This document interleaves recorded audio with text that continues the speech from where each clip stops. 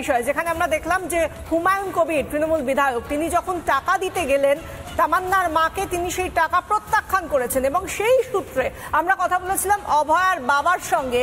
অভয়া বলেছেন 4 কোটি টাকা ক্ষতিপূরণ দিতে চেয়েছিলেন তাদেরকে মুখ্যমন্ত্রী মমতা বন্দ্যোপাধ্যায়। কি বলেছেন শুনুন।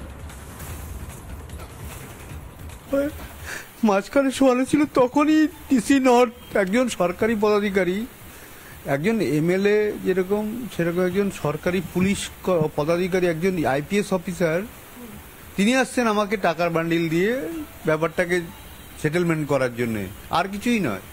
মানে ব্যাপারটা হচ্ছে তোমরা প্রতিবাদ করবে না, আমরা যা খুশি করব, প্রতিবাদ যেন না হয়। কোনো প্রশাসনের উপরে আমাদের আস্থা নেই, শুধু পুলিশ নয়, মুখ্যমন্ত্রী নিজেও আমাদের টাকার অফার করেছেন এবং পরবর্তীকালে আমাদের 4 কোটি টাকা দেওয়ার প্রস্তাবও এসছে।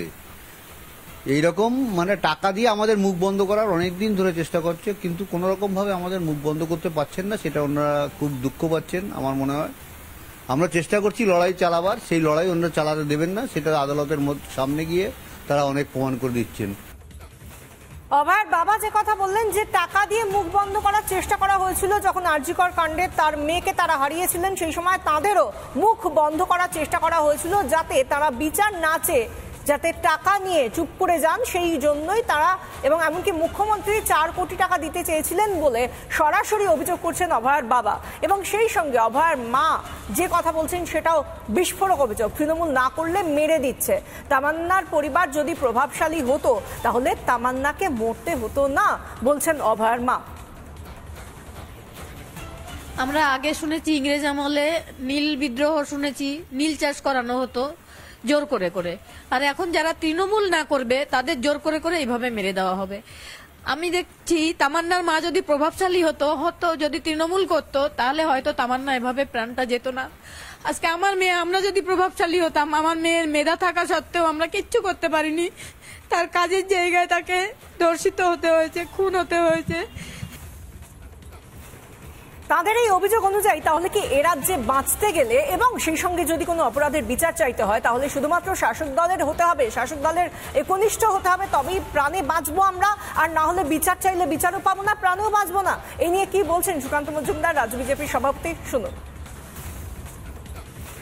পরিবারকে প্রশাসনের উচিত সুরক্ষা দেয়া এবং ওই লাঠি হেলা হাবিলদার দিয়ে নয়, সশস্ত্র পুলিশ বল দিয়ে সুরক্ষা দেওয়া উচিত পরিবারকে। যে অপরাধ সেদিন তৃণমূল কংগ্রেসের সেই হারমাদরা করেছে, খুনিরা করেছে, এই অপরাধ, মায়ের কোল থেকে সন্তানকে কেড়ে নেওয়ার মতো অপরাধ এবং পাপ, এই পাপের প্রায়শ্চিত্ত তৃণমূল কংগ্রেসকে করতে হবে। হুমায়ুন কবির এসেছিলেন তামান্নার মাকে ক্ষতিপূরণ দেওয়ার জন্য, কিন্তু যে ক্ষতি তামান্নার মায়ের সাবিনার হয়েছে সেই ক্ষতিপূরণ হওয়া নয়। চোখের জল মোছাইতে টাকা দিয়ে চোখের জল মোছানো যাবে না তামান্নার মায়ের। পুলিশ এখন ওদেরকে ধরেনি, এখনো ওরা বাইরে বাইরে খুলি বেড়াচ্ছে, পুলিশ এখনো কিছু বিচারই করেনি। ওটা অন্য কিছু নয়, মানুষের পাশে দাঁড়ানোটা মানুষের কর্তব্য হচ্ছে, সেটা ওরা রিফিউজ করেছে। আমি তো ও দিতে চেয়েছি চেক, সে নেয়নি। কোনো মুখ বন্ধ করা বা কোনো তৃণমূল থেকে আমাকে পাঠানো হয়।